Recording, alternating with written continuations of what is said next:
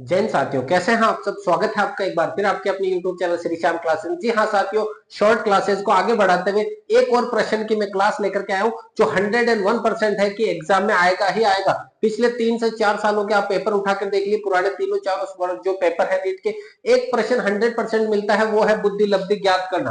बुद्धि लब्धि ज्ञात कीजिए, जहां आपको बुद्धि लब्धि में मानसिक आयु और वास्तविक आयु दे रखी होती है। प्रश्न में आपसे पूछते हैं इसकी बुद्धि लब्धि कितनी होगी। तो साथियों 4 से 5 मिनट की क्लास रहने वाली है और ये एक नंबर आपका कॉन्सेप्ट एकदम क्लियर हो जाएगा साथियों। कुछ एक को अगर पहले से आता है तो बात अलग है, जिनको नहीं आता तो एक नंबर तैयार जरूर करना है साथियों। एक नंबर का 100% आपसे बुद्धि लब्धि का पूछा जाएगा। हो सकता है बुद्धि लब्धि की जगह संवेगात्मक बुद्धि भी पूछे, ईक्यू भी पूछे साथियों, लेकिन दोनों एक ही चीज है। दोनों के अंदर यहां पर रहेगी मानसिक आयु तो बुद्धि लब्धि में कहलाएगी, और अगर यहाँ पे संवेगात्मक आयु कह दी जाए, संवेगात्मक आयु कह दी जाए, तो वो क्या हो जाएगी साथियों, वो आपके संवेगात्मक बुद्धि लब्धि कहलाएगी साथियों। तो साथियों मानसिक आयु बटा वास्तविक आयु को 100 से गुणा करना है। सूत्र किसने दिया है, टर्मन ने दिया है।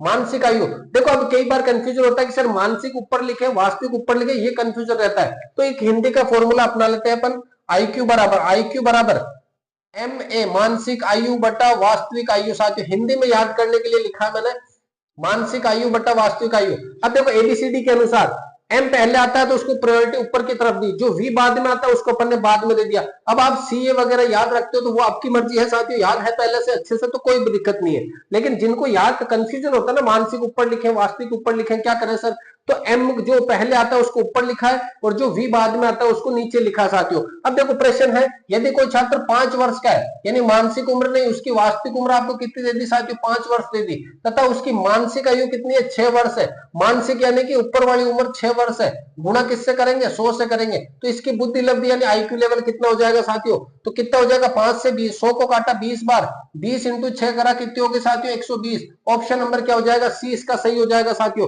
तो साथियों आपको क्या करना है, इस सवाल का जवाब कमेंट में देना है कि इसकी बुद्धि लब्धि कितनी हो जाएगी साथियों। अब मैं यहां पर बात करूं, एक संवेगात्मक बुद्धि का सवाल लेता हूं साथियों।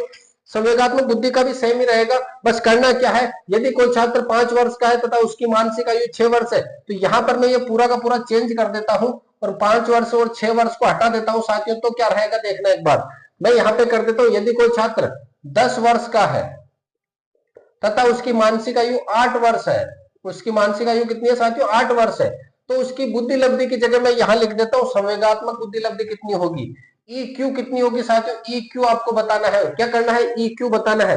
तो ई क्यू का फॉर्मूला भी साथियों यहां पर ये हो जाएगा, मानसिक आयु की जगह क्या हो जाएगी साथियों, संवेगात्मक आयु, क्या हो जाएगी, संवेगात्मक आयु।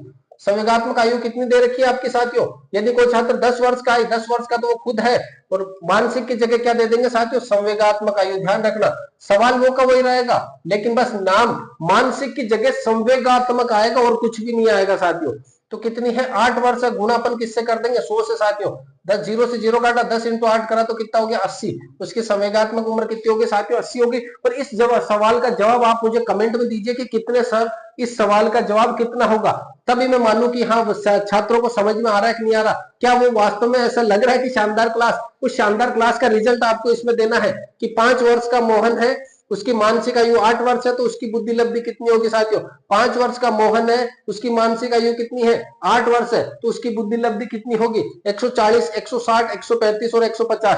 तो ये बुद्धि लब्धि का एक छोटा सा सवाल था जिसका कॉन्सेप्ट मैंने क्लियर करा है साथियों। जिन्होंने पहले से आता है उनका कोई दिक्कत नहीं, जिनको नहीं आता आप समझ में आ गया होगा, एक नंबर का प्रश्न आने वाला है साथियों। तो इसी प्रकार की एक एक दो नंबर की क्लासों के लिए चैनल को सब्सक्राइब जरूर कीजिएगा साथियों। मिलते हैं अगली क्लास में, तब तक के लिए जय हिंद, वंदे मातरम।